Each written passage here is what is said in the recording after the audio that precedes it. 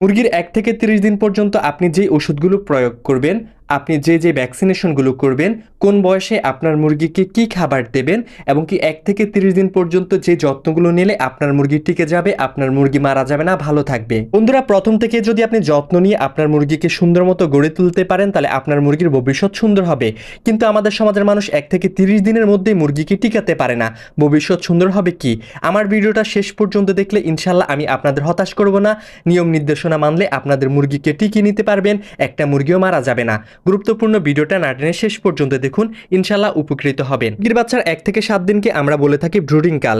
এই ব্রুডিং কাল মুরগির বাচ্চার সুস্থতার উপর কম বেশি হতে পারে। মুরগির বাচ্চার ব্রুডিং চলাকালীন প্রয়োজন সঠিক তাপ থাকতে হবে 32 থেকে 35 ডিগ্রি সেলসিয়াস। কম হলেও সমস্যা, বেশি হলেও সমস্যা। মুরগির বাচ্চার 1 থেকে 5 দিন পর্যন্ত যেই ওষুধগুলো চলবে সেটা হচ্ছে লাইসোবিট আর সেফা-1।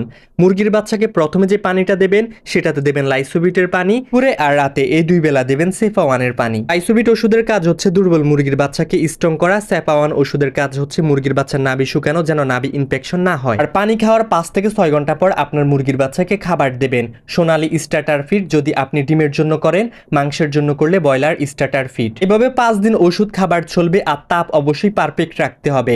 6 দিন বয়সে BCR/DB ভ্যাকসিন অবশ্যই চোখে দেবেন। BCR/DB ভ্যাকসিনটা তাহলে ভালো কাজ করবে। ভ্যাকসিনের পর আপনার মুরগিকে আবার খেতে দেবেন লাইসোবিটের পানি।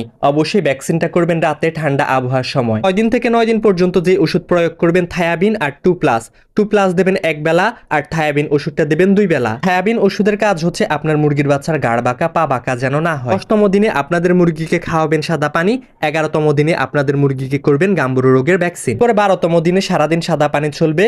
13, 14, 15 আপনার মুরগিকে লিভার ওষুধ দিবেন, কিডনির ওষুধ দিবেন, পানির সাথে FES দিবেন।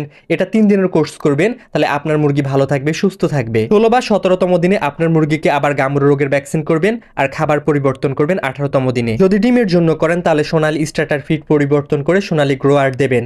যদি মাংসের জন্য করেন তাহলে ব্রয়লার স্টার্টার ফিড পরিবর্তন করে ব্রয়লার গ্রোয়ার দেবেন। আর খাবার পরিবর্তন করার সময় এনজাইম এই ওষুধটা প্রয়োগ করবেন, তাহলে আপনার মুরগি ভালো থাকবে, সুস্থ থাকবে, খাবারের ফলে ক্ষতিকর প্রভাব পড়বে না। এনজাইম ওষুধটা 2 বেলা করে 3 দিন চালাবেন। 21 বা 22তম দিনে আপনারা আবার রানীক্ষেত রোগের ভ্যাকসিন করবেন। ভ্যাকসিনের পর লাইসোবিট ওষুধটা প্রয়োগ করবেন। এরপরে 22, 23, 24 আপনার মুরগিকে সাদা পানি চালাবেন। 25 দিন থেকে জিঙ্ক ওষুধটা প্রয়োগ করবেন। জিঙ্ক মুরগির জৈবন বৃদ্ধি করে, শরীরের হাড় শক্ত করে, শরীরে পশম গজায়। 3 থেকে 4 দিন পর্যন্ত 2 বেলা করে জিঙ্ক ওষুধটা দেবেন। এরপরে 30 দিন বয়সে আপনার মুরগিকে পাউলপক্স রোগের ভ্যাকসিন করবেন। মুরগি যদি সুস্থ থাকে এইভাবে প্রয়োগ করবেন, কিন্তু অসুস্থ হলে ওষুধের পরিবর্তন ঘটতে পারে। আর কিভাবে ওষুধ প্রয়োগ করবেন সেটা ওষুধের গায়েই লেখা আছে। ভ্যাকসিন কিভাবে করবেন এই বিষয়ে আমার অনেকগুলো ভিডিও আছে, দেখে নেবেন। এতক্ষণ আপনাদের মাঝে ছিলাম আমি মোহাম্মদ ফাহিম হুসাইন। আল্লাহ হাফেজ, আসসালামু আলাইকুম।